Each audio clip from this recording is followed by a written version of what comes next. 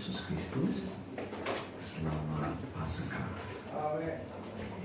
Paskah memang Paskah. Bukan Jumatnya yang agung, tapi seorang yang mati itu yang agung.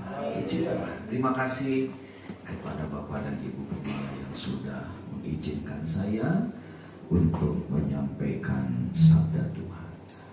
Biasa dari awal pelan dulu memang begitu. Jadi nanti feedback kasih. Ya, tema kita ini ya, dari Natal, Paskah, nanti kenaikan satu lagi. Natal satu nanti begitu. Nanti ulang tahun gereja terakhir paling bawah. Ya, puji Tuhan. Yuk kita melihat di dalam suratan Filipi pasal yang kedua. Suratan Filipi pasal yang kedua. Kita akan coba membaca, kita bersama-sama saja. Kita akan membaca dari ayat yang pertama dahulu karena kita akan mengetahui konteksnya pada akhirnya. Kita bergantian, Filipi pasal 2 ayat 1 sampai 11 kita baca bergantian. Nanti saya yang bernomor ganjil, nanti Bapak Ibu bersama bernomor genap. Demikian firman Tuhan. Jadi, karena dalam Kristus ada nasihat, ada penghiburan kasih dan persekutuan roh, ada kasih mesra dan belas kasihan. Karena itu sempurnakanlah sukacitaku dan kamu sehari sepikir dalam satu kasih, satu jiwa, satu tujuan. Dengan tidak mencari kepentingan sendiri atau puji-pujian yang sia-sia. Sebaliknya hendaklah dengan rendah hati yang seorang menganggap yang lain lebih utama daripada dirinya sendiri. Dan janganlah tiap-tiap orang hanya memperhatikan kepentingannya sendiri, tetapi kepentingan orang lain juga. Hendaklah kamu dalam hidupmu bersama menaruh pikiran dan perasaan yang terdapat juga dalam Kristus Yesus, yang walaupun dalam rupa Allah tidak menganggap kesetaraan dengan Allah itu sebagai diri yang harus dipertahankan, melainkan telah mengosongkan dirinya sendiri dan mengambil rupa seorang hamba dan menjadi sama dengan manusia. Dan dalam keadaan sebagai manusia, ia telah merendahkan dirinya dan taat sampai mati, bahkan sampai mati di kayu salib. Itulah sebabnya Allah sangat meninggikan dia dan mengaruniakan kepadanya nama di atas segala nama, supaya dalam nama Yesus bertukuk lutut segala yang ada di langit dan yang ada di atas bumi dan yang ada di bawah bumi, dan segala lidah mengaku Yesus Kristus adalah Tuhan, bagi kemuliaan Allah Bapa. Puji Tuhan, ya. Sesuai dengan ayat tema kita di dalam ayat yang ke-8, dan dalam keadaannya sebagai manusia, ia telah merendahkan dirinya dan taat sampai mati, bahkan sampai mati di kayu salib. Bapak Ibu Saudara, pasal 2 ayat 1 sampai ayat 11 merupakan satu nasihat dari Rasul Paulus kepada jemaat yang ada di Filipi, berkenaan dengan pada waktu itu di Filipi atau di jemaat di Filipi ada perselisihan.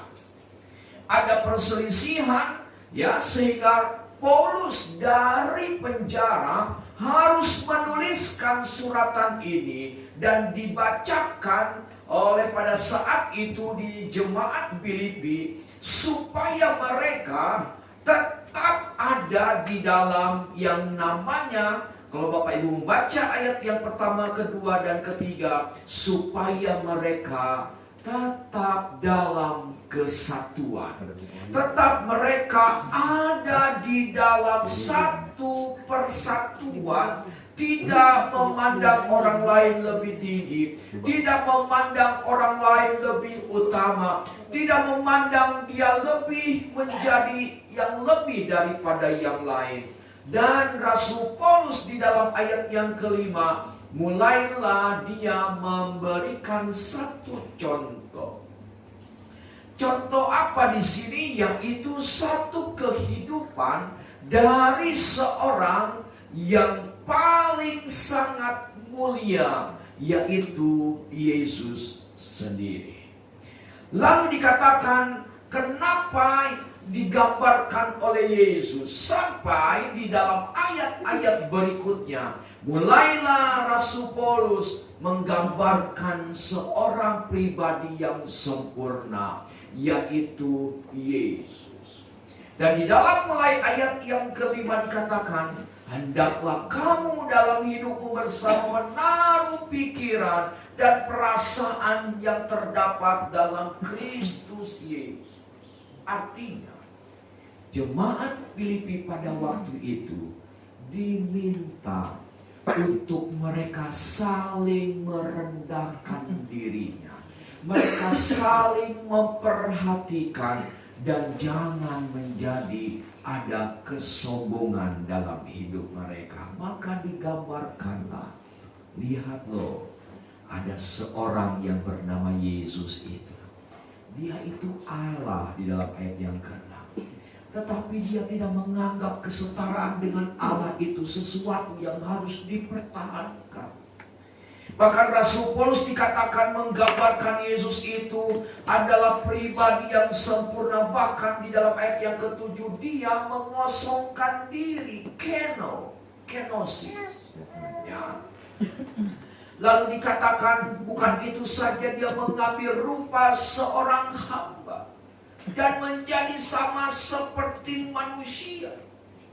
Dan di dalam ayat yang ke-8, dan dalam keadaannya sebagai manusia, ia telah merendahkan dirinya dan taat sampai mati, bahkan sampai mati di kayu salib.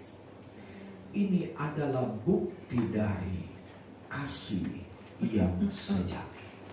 Ini adalah bukti kasih dari seorang pribadi yang datang dalam Markus 10:45. Dia datang bukan untuk melayani, dilayani, tetapi untuk melayani, bahkan memberikan nyawanya menjadi tebusan bagi banyak orang. Yohanes 3:16 dikatakan, karena begitu besar kasih Allah sehingga dia mengaruniakan anaknya yang tunggal, dan karya salib itu dinyatakan di dalam penebusan yang dilakukan oleh Yesus Kristus.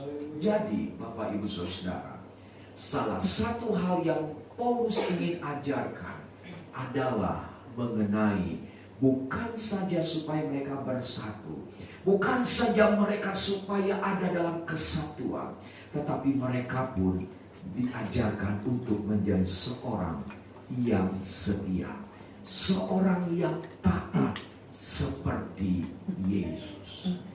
Kita bisa mengasihi, tetapi harus ada buktinya. Biasanya kita gampang, oh I love you.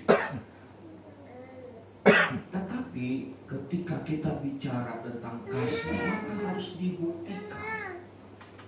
Maka Yesus mengasihi kita, itu dibuktikan dengan kematiannya di atas kayu salib.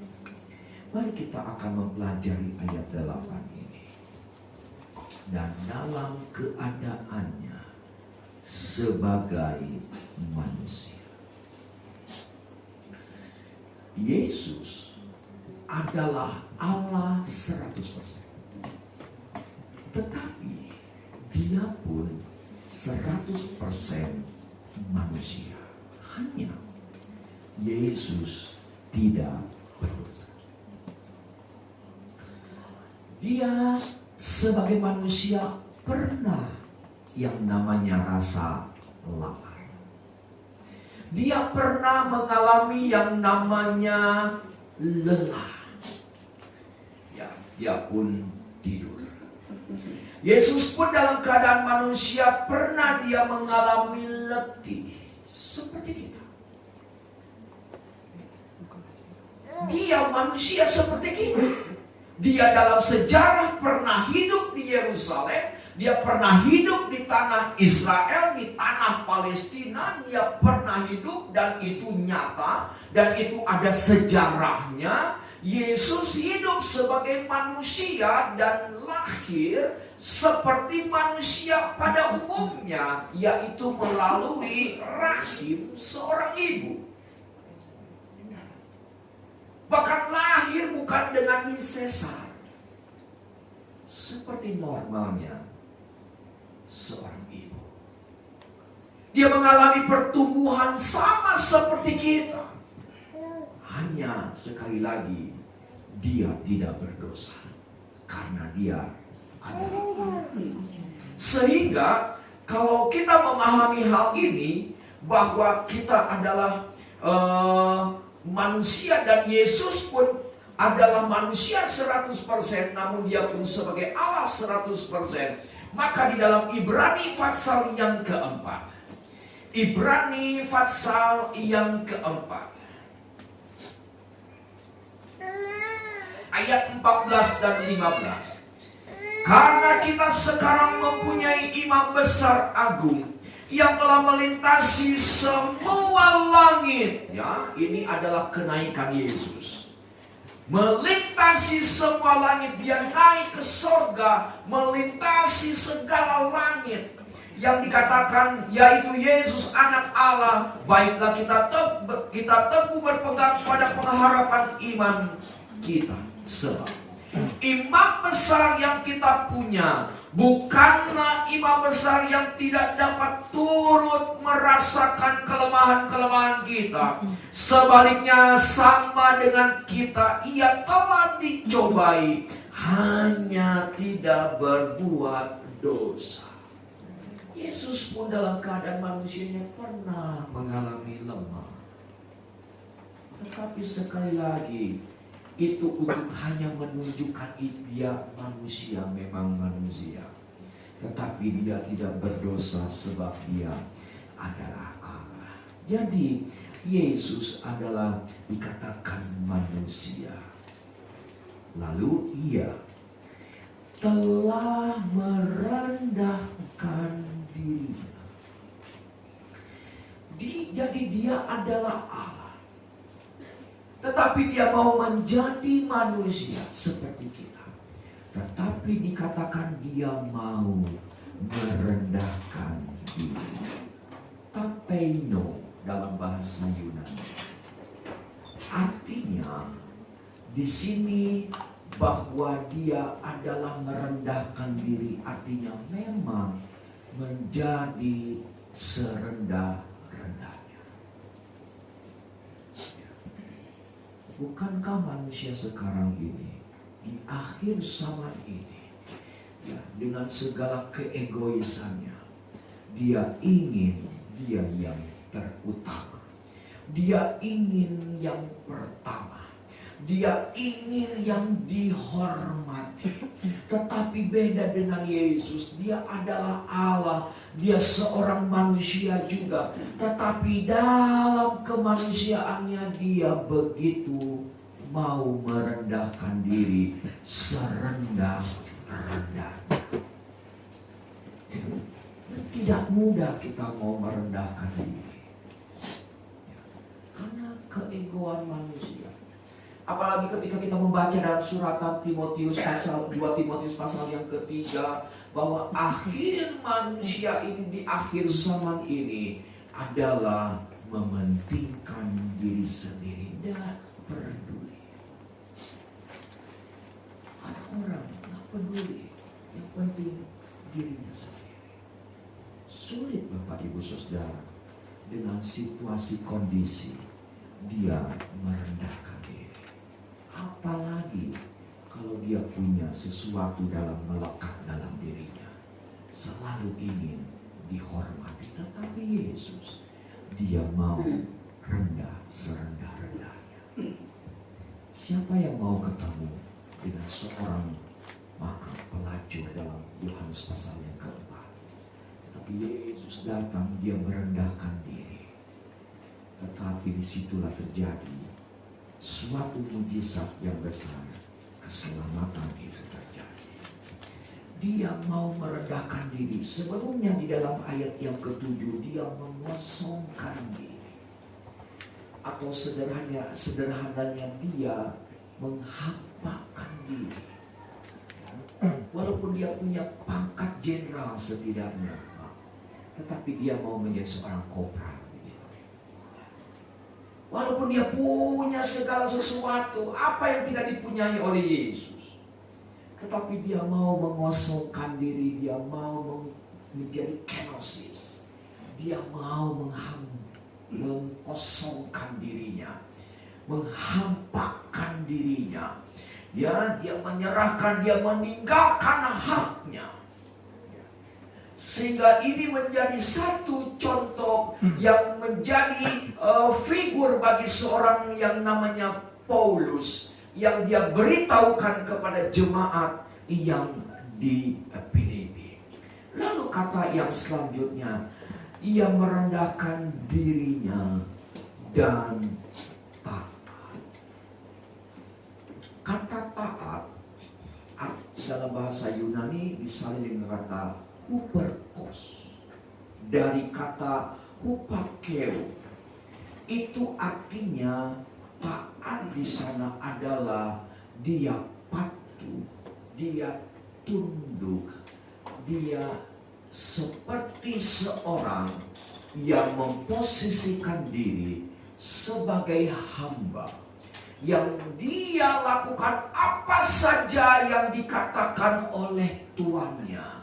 Apapun yang dilakukannya dan dikatakan kata taat itu adalah seorang yang patuh, seorang hamba kepada tuannya, seorang masyarakat kepada pemerintah, ataupun seorang umat kepada Allah Sang Pencipta. Dia adalah taat. Kita buka dalam Ibrani pasal yang kelima. Suratan Ibrani pasal yang kelima, ayat yang ke-8. Dan sekalipun ia adalah anak, ia telah belajar menjadi taat, dan dari apa yang telah dideritanya. Jadi Yesus pun dia dikatakan seorang yang terus belajar taat kepada Bapa di surga. Dia taat senantiasa kepada Bapa di surga. Dia taat untuk melakukan segala sesuatu, dan itulah yang dikerjakan oleh Yesus dalam Injil Yohanes. Dalam Injil Yohanes, kalau kita membaca di dalam satu ayat pasal 8 ayat 29, Yohanes 8 ayat 29. Dan ia, Bapa, yang telah mengutus aku, Yesus maksudnya, ia Bapa menyertai aku. Ia tidak membiarkan aku sendiri, sebab aku senantiasa berbuat apa yang berkenan kepadanya. Jadi ada kata berbuat apa. Ya. Artinya ini adalah ketaatan yang dinyatakan oleh Yesus ya kepada Bapa di sorga. Dan dikatakan dalam ayat yang ke-8 kita kepada Filipi lagi, dan dia taat bukan sementara waktu, taat bukan untuk beberapa waktu, tetapi sampai mati. Sampai mati. Biasanya kalau ada pasangan yang menikah di gereja, maka ada yang namanya ucapan janji. Kalimat terakhir, sampai maut memisahkan. Sampai maut memisahkan, tetap setia. Itulah kasih yang Yesus berikan. Dia mati, taat sampai mati. Mari kita buka dalam 2 Korintus 1. 2 Korintus pasal yang ke-1, ayat yang ke-10. Dari kematiannya yang begitu apa Bapak Ibu?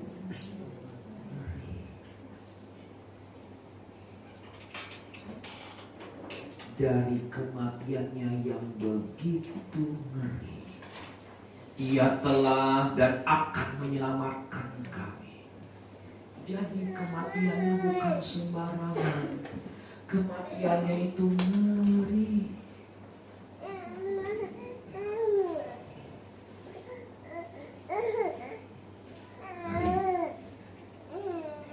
Kita buka dahulu lagi di dalam Ibrani pasal yang ke-5. Apa banyak ayat ya? Aku malah di sini banyak ayat.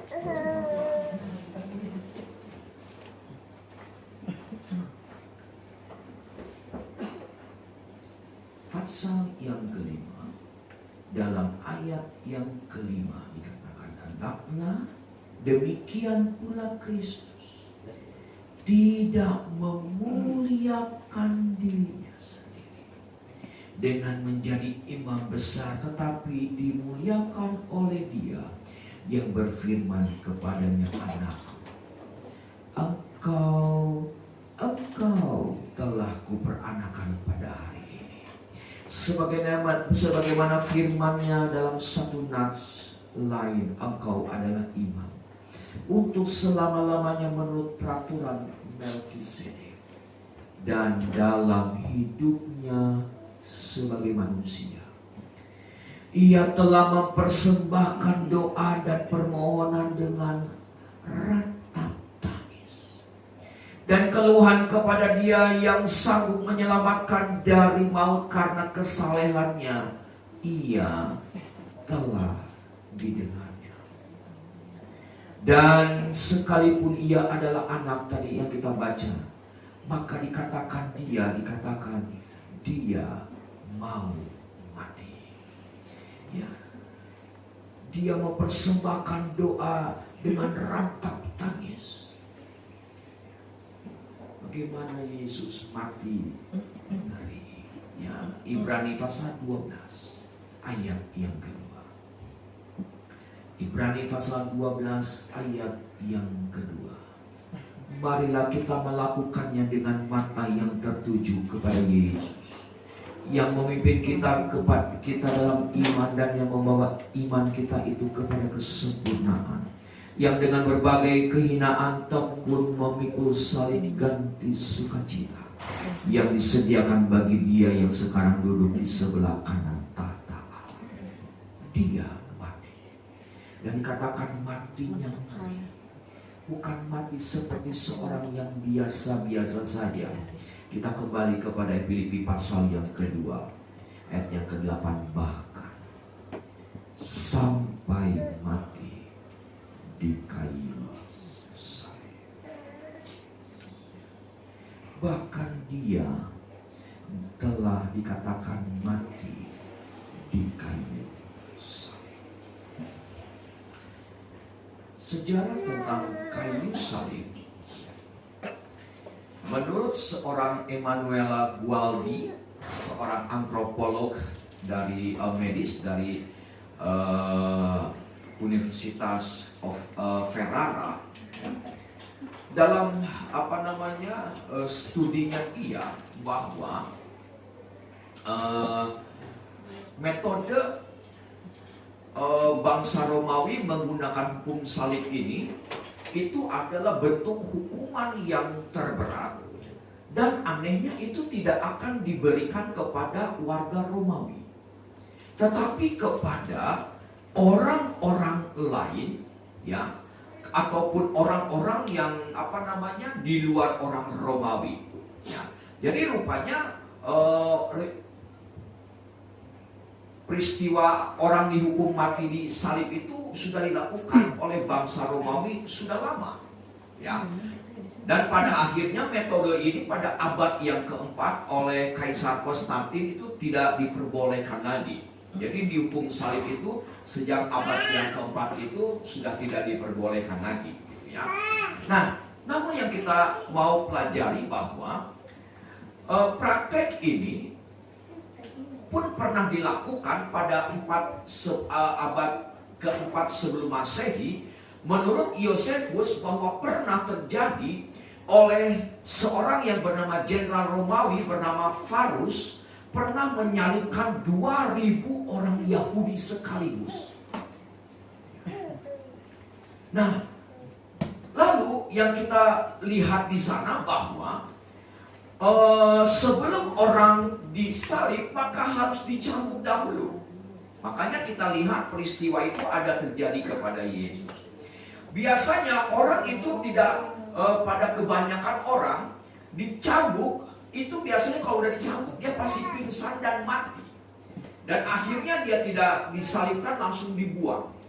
Tetapi kalau dia pun masih kuat, maka dia harus berjalan dan harus memikul salib itu dengan caci maki, dengan siksaan lagi, dan dengan segala sesuatu yang bisa dikerjakan.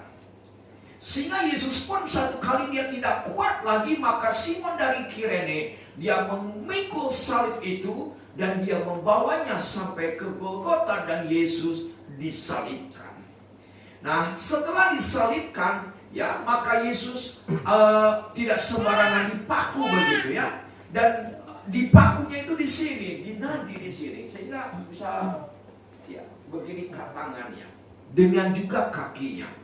Dan setelah itu maka itu adalah mati perlahan-lahan. Sampai pun kalau belum mati maka harus ditombak, harus mati. Ya. Kalau mayatnya itu tidak diminta, maka mayat itu akan terus digantung selama 1 hari dan itu akan dimakan oleh binatang-binatang buas ataupun dan seterusnya, burung dan seterusnya. Jadi Bapak Ibu Saudara, salib ini bukan sembarangan. Sehingga Yesus disebutkan mati di atas kayu salib. Sehingga ini bukan sesuatu yang mudah untuk dilakukan dan tidak mudah untuk dikerjakan. Tetapi itulah cintanya Tuhan yang sempurna bagi kita. Bagi saya dan saudara, dia mau mati disalib, dia mau mati tergantung, dan dia mau mati. Di dalam suratan Petrus kita membaca dalam suratan Petrus pasal yang kedua, 1 Petrus pasal yang kedua, ayat yang ke 23. Ketika ia dicaci maki, ia tidak membalas dengan caci maki. Ketika ia menderita, ia tidak mengancam, tetapi ia menyerahkan kepada Dia yang menghakimi dengan adil ia sendiri. Telah memikul dosa kita di dalam tubuhnya di kayu salib, supaya kita yang telah mati terhadap dosa hidup bersama dan untuk kebenaran. Oleh bilur-bilurnya kamu telah sembuh. Ya.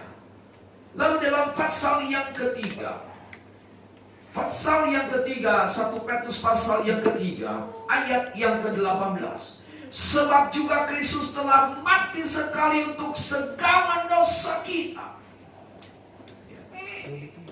Dia dikatakan telah mati untuk menebus dosa kita.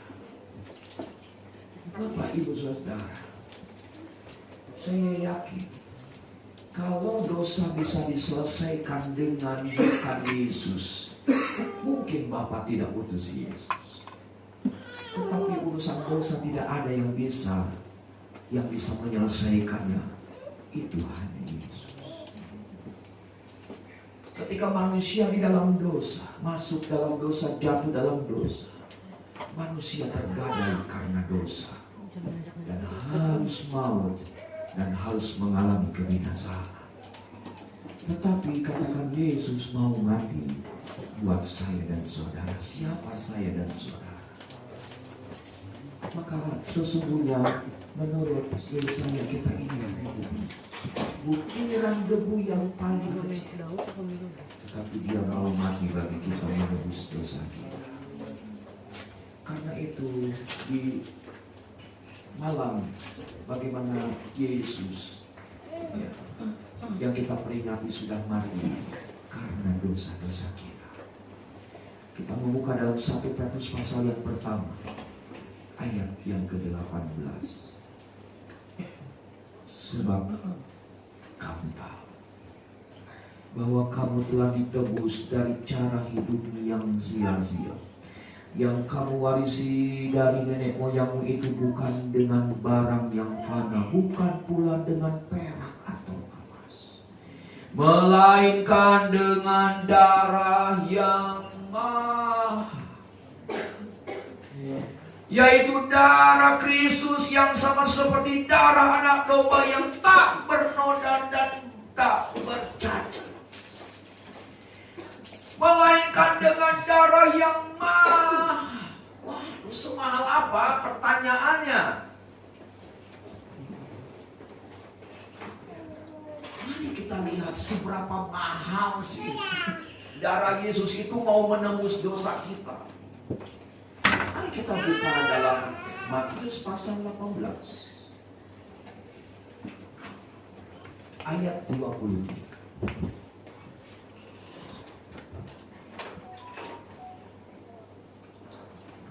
Sebab hal kerajaan surga seumpama seorang raja yang hendak mengadakan perhitungan dengan hamba-hambanya.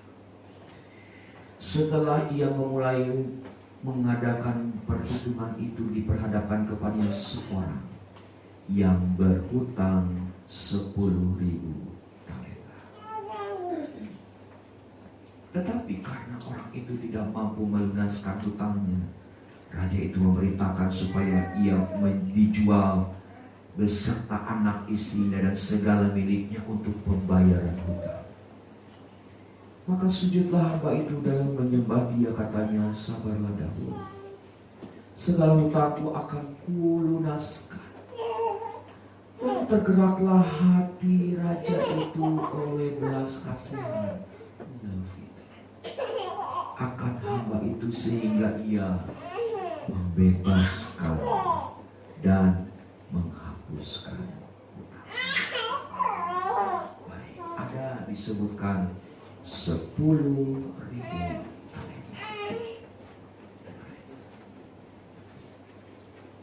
Ada kalkulator di situ. 10.000 talenta. Kita buka di belakang kamus, ada 1 talenta berapa? 1 talenta itu sama dengan 6.000 dinar. Okay. Atau sama 1 talenta sama dengan 34 kilo emas. Mari kita ke dinar dahulu. 1 talenta 6.000 dinar. Kalau 10.000 talenta berarti berapa dinar?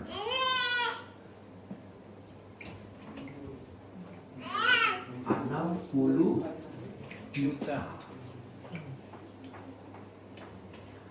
Menurut Matius 20 ayat yang kedua, upah satu hari itu adalah 1 dinar. Berarti orang ini kalau mau lunaskan, dia harus kerja 60 juta hari. Sama dengan 200.000 tahun. Pertanyaannya, ada yang usianya sampai 200.000 tahun? Paling lama hidup manusia berapa? 70 atau 80. Hitunglah 100 tahun. Karena Bapak ini pasti pengen umur 100 tahun toh. Banyak umur, tapi sehat ya. Anggaplah dia 100 tahun. Berarti dia harus lahir berapa kali? Baru dia oa-oa harus kerja. Berarti mungkinkah? Tidak mungkin. Sekarang kalau kita 1 talenta itu sama dengan 34 kilo emas. Ini 10.000 berarti berapa kilo?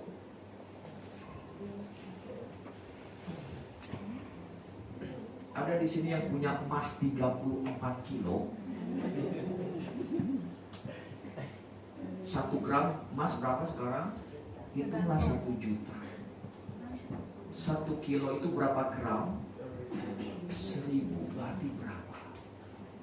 Kali 10.000 talenta. Bisa dibayar?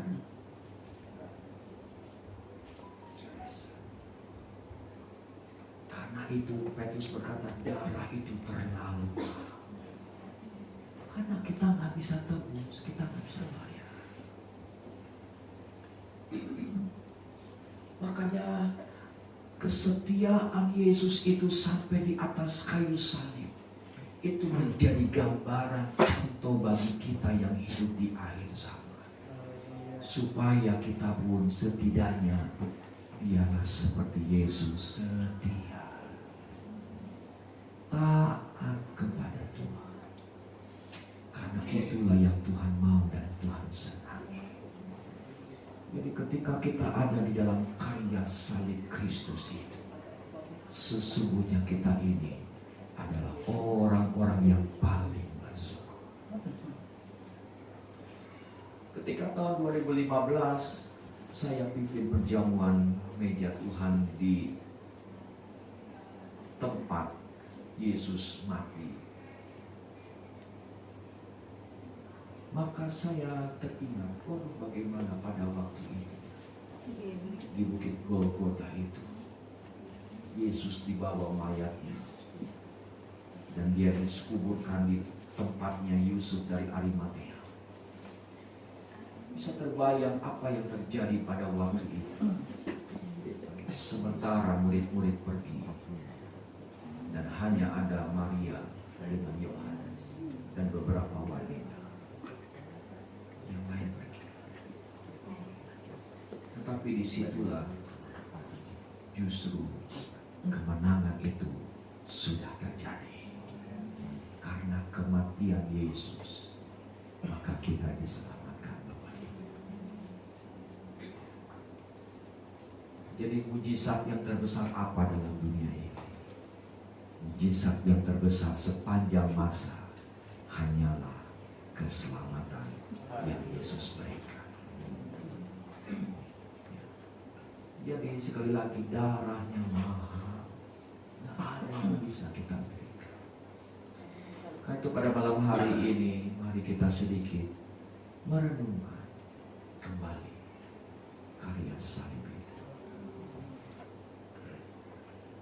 Tadi ada fragmen, kalau Yesusnya kayak begitu pada lari semua. Tapi Yesus yang sesungguhnya dikatakan, maaf, telah jauh.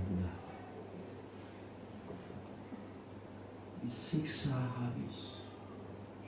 Yosefus berkata itu tidak ada sehelai, tidak ada satu helai pun. Semuanya telanjang. Juru selamat kita mau mati seperti begitu. Makanya dikatakan 2 Korintus pasal pertama, ngeri mati. Ngeri. Itu bukan karena kemauannya, tetapi karena Bapa di surga mengasihi kita. Yesus mau lakukan itu karena dia taat kepada Tuhan. Darahnya yang mahal itu telah menebus dan sudah menebus dan menyelamatkan kita. Yesus mau mati, dia penuh dengan cinta kepada kita, dan dia nyatakan dengan ketaatannya, taat sampai di atas kayu salib. Taat sampai mau mati di atas kayu salib itu bukan perkara yang mudah sekali lagi, tetapi itu perkara yang sulit. Tetapi dia mau lakukan hal itu karena cintanya dan saya. Mari kita membuka ayat-ayat yang terakhir, suratan Galatia pasal yang ketiga. Suratan Galatia pasal yang ketiga. Kristus, ayat 13. Kristus telah menebus kita dari kutuk hukum Taurat, dengan jalan menjadi kutuk karena kita. Sebab ada tertulis, terkutuklah orang yang digantung pada kayu salib. Dikatakan dia mau menjadi terkutuk karena kita. Dia mau terkutuk karena untuk mau memberikan kepada kita, ya, supaya kita pun boleh menikmati anugerahnya yang besar, anugerahnya yang tidak terkira itu bagi kehidupan saya dan saudara. Dia mau tergantung, dan itulah Yesus sudah mau lakukan bagi kita. Kasih itu adalah setia. Mari kita mau setia sampai mati. Kiranya Tuhan menolong kita pada saat malam hari.